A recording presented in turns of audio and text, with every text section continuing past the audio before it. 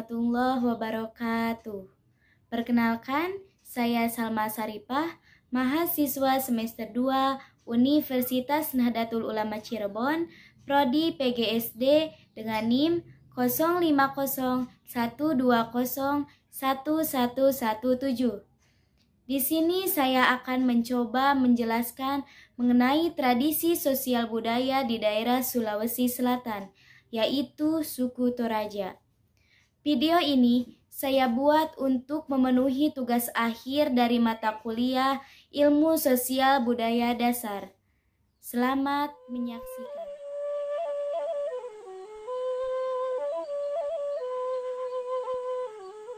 Negara Indonesia memiliki kekayaan budaya yang sangat melimpah. Indonesia diperkaya dengan suku bangsa yang begitu beragam, yang salah satunya adalah suku Toraja. Suku Toraja adalah suku yang menetap di pegunungan bagian utara Sulawesi Selatan Indonesia. Populasinya diperkirakan sekitar 1 juta jiwa, dengan 500.000 diantaranya masih tinggal di Kabupaten Tanah Toraja, Kabupaten Toraja Utara, dan Kabupaten Mamasa. Mayoritas suku Toraja memeluk agama Kristen, sementara sebagiannya menganut Islam dan kepercayaan animisme yang dikenal sebagai Aluk Todolo. Pemerintah Indonesia telah mengakui kepercayaan ini sebagai bagian dari agama Hindu dan Dharma. Kata Toraja berasal dari bahasa Bugis, yaitu Toriaja, yang berarti orang yang berdiam di negeri atas. Pemerintah kolonial Belanda menamai suku ini Toraja pada tahun 1909. Suku Toraja terkenal akan ritual pemakaman, rumah adat tongkonan, dan ukiran kayunya.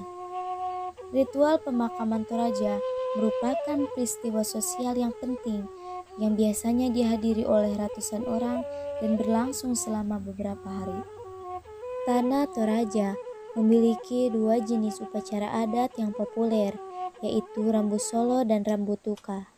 Rambu Solo adalah upacara pemakaman, sedangkan Rambu Tuka adalah upacara atas rumah adat yang baru direnovasi. Dari kedua jenis upacara adat Toraja tersebut, khususnya upacara adat Rambu Solo, masyarakat Toraja percaya tanpa upacara penguburan. Mereka percaya bahwa arwah orang yang meninggal tersebut akan memberikan kemalangan kepada orang-orang yang ditinggalkannya. Orang yang meninggal hanya dianggap seperti orang yang sakit, karenanya mereka masih harus dirawat, diperlakukan seperti masih hidup dengan menyediakan makanan, minuman, rokok, sirih, ataupun sesajen lainnya. Upacara adat pemakaman Rambu Solo merupakan rangkaian kegiatan yang rumit. Ikatan adatnya membutuhkan biaya yang tidak sedikit, bahkan persiapannya pun selama berbulan-bulan. Sementara menunggu upacara itu siap, tubuh orang yang meninggal dibungkus dengan kain dan disimpan di rumah leluhur atau tongkonan. Puncak upacara Rambu Solo biasanya berlangsung pada bulan Juli dan Agustus. Saat itu, orang Toraja yang merantau di seluruh Indonesia akan pulang kampung untuk ikut serta dalam rangkaian acara tersebut. Dalam kepercayaan masyarakat Tanah Toraja atau Aluk Todolo, ada sebuah prinsip yang menyatakan bahwa semakin tinggi tempat jenazah diletakkan, maka semakin cepat rohnya untuk sampai menuju nirwana. Masyarakat Toraja hidup dalam komunitas kecil, di mana anak-anak yang sudah menikah meninggalkan orang tua mereka dan memulai hidup baru di tempat lain. Meski anak-anak itu mengikuti garis keturunan ayah dan ibunya, tetapi mereka semua merupakan satu keluarga besar yang tinggal di satu rumah leluhur, yaitu tongkonan. Ritual yang berhubungan dengan tongkonan sangatlah penting dalam kehidupan spiritual suku Toraja. Oleh karena itu, semua anggota keluarga diharuskan ikut serta sebagai lambang hubungan mereka dengan leluhur. Keluarga merupakan kelompok sosial dan politik utama dalam suku Toraja. Setiap desa merupakan suatu keluarga besar, dan setiap tongkonan memiliki nama yang dijadikan sebagai nama desa. Sebelum adanya pemerintahan resmi oleh pemerintah Kabupaten Tanah Toraja, masing-masing desa melakukan pemerintahannya itu secara sendiri. Dalam situasi tertentu, ketika ada satu keluarga Toraja yang tidak bisa menangani masalah mereka sendiri, beberapa desa biasanya membentuk suatu kelompok. Kadang-kadang beberapa desa akan bersatu melawan desa-desa yang lain.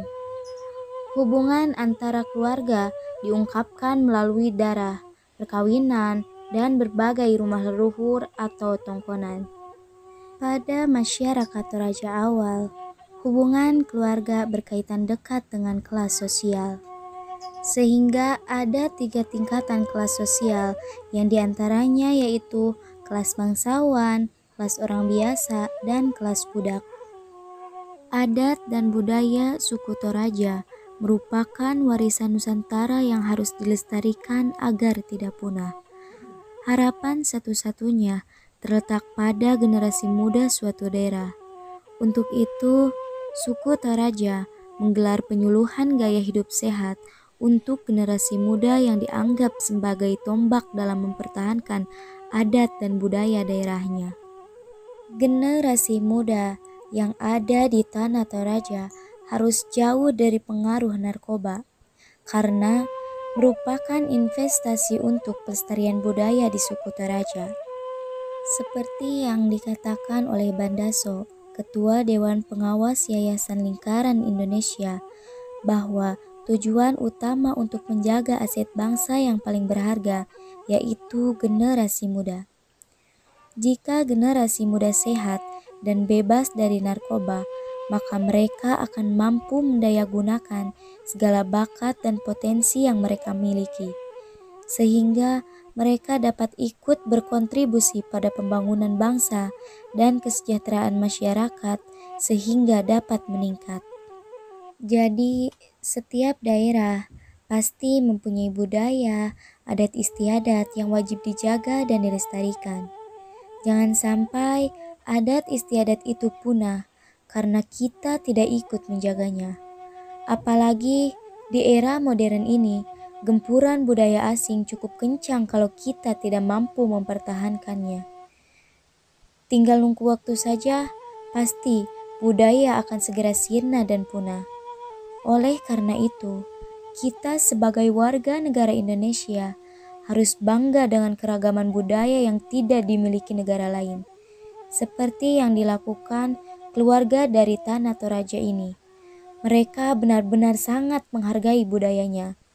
Meskipun mereka merantau cukup lama, tetapi mereka tidak serta-merta meninggalkan adat budaya dari mana mereka berasal. Mungkin sekian pembahasan yang dapat saya sampaikan. Mohon maaf apabila banyak kesalahan. Wassalamualaikum warahmatullahi wabarakatuh.